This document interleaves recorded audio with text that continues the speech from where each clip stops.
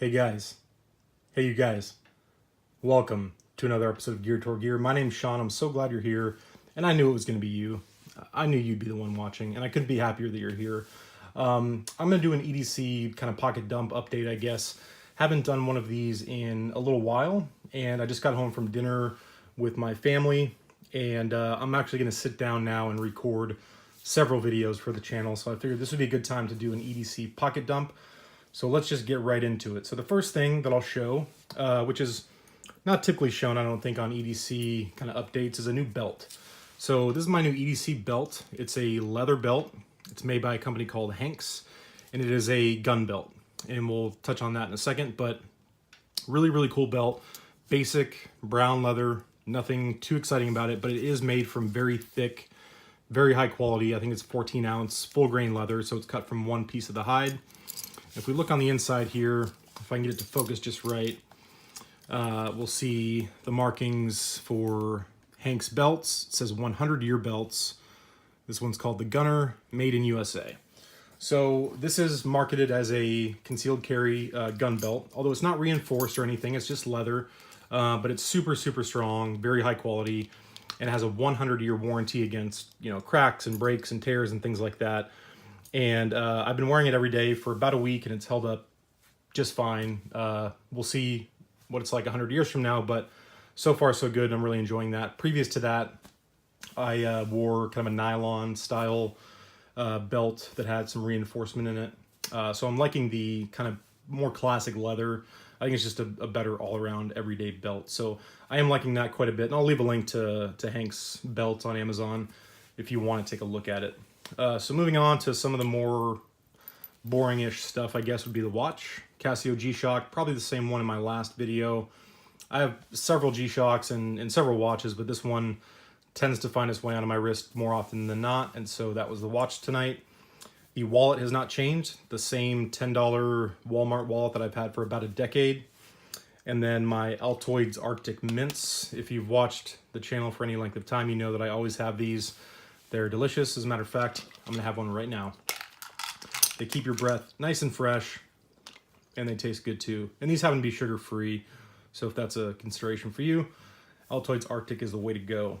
Let's talk about sunglasses. So again, something I haven't shared or shown on any of these types of videos, but when it's sunny outside, I wear sunglasses, and I wear Oakley Holbrooks is the model. They're pretty, I guess, a simple design. It's nothing, too crazy, but they're comfortable, they're lightweight. I think they look pretty good, and so that is the sunglasses that I wear all the time. And driving to dinner, it was very sunny, pretty warm outside. Nice sunny day, so I was wearing sunglasses while I was driving. And on the way home, it had gotten dark. It was getting darker and kind of stormy.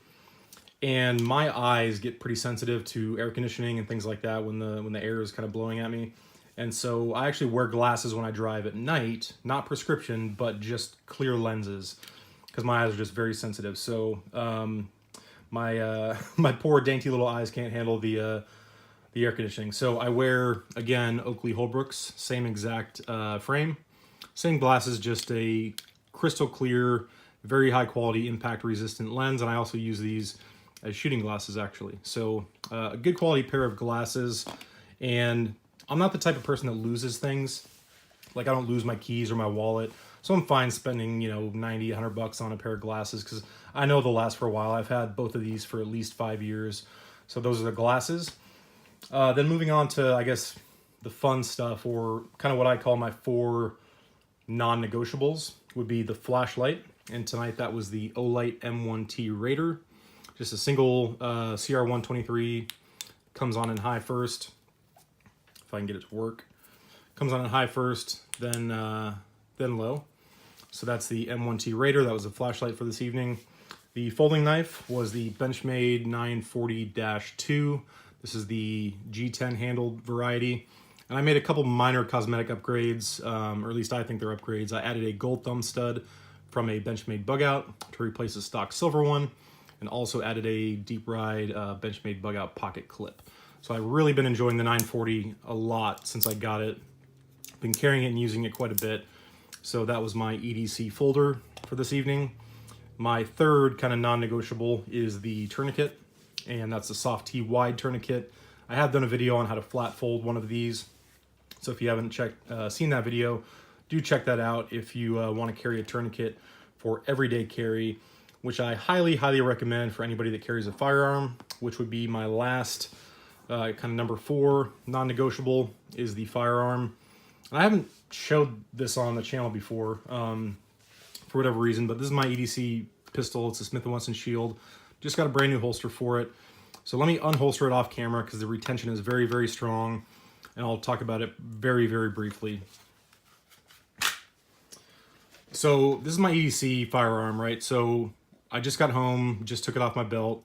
So it's got a full magazine. There is a bullet in the chamber, and the safety is not on. That's how I carry it. As a matter of fact, when I bought this, gosh, it had to have been like 7 years ago, 8 years ago maybe even longer, I don't know. They did not yet offer the Shield with no thumb safety. And so I've had the same one for so long, I'm just used to it.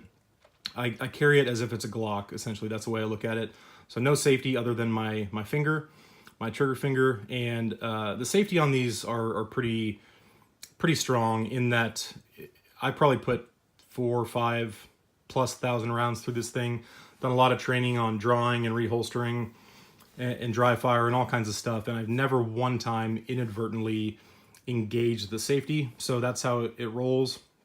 Kind of ready to go, right? All I have to do is draw it, put my sights on target and pull the trigger. A couple of minor cosmetic upgrades, sights, a rear slide cover plate, some stuff on the grip, nothing too exciting, but that is the EDC Firearm. So let me go ahead and reholster that. Actually, I'm not going to reholster it yet because I'm going to show you the holster.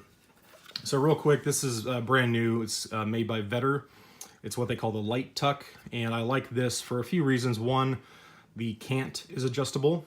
The ride height is also adjustable. I opted for the claw feature, which just holds it a little closer and tighter to your body.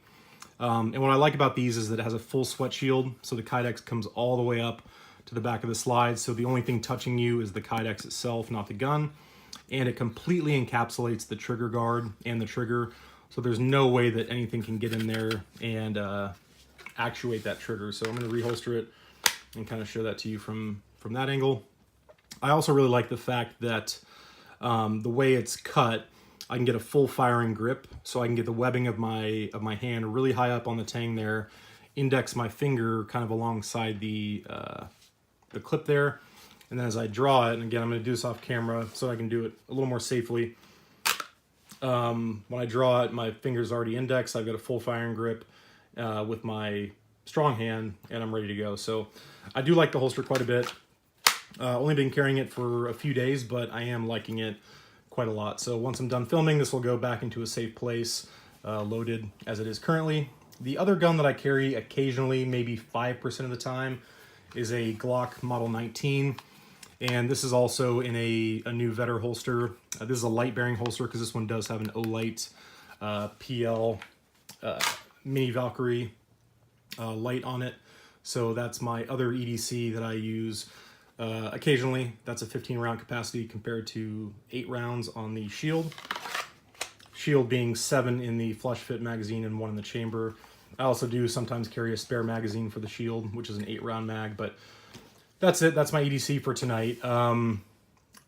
As I mentioned earlier, I hadn't shown my EDC gun on the channel yet.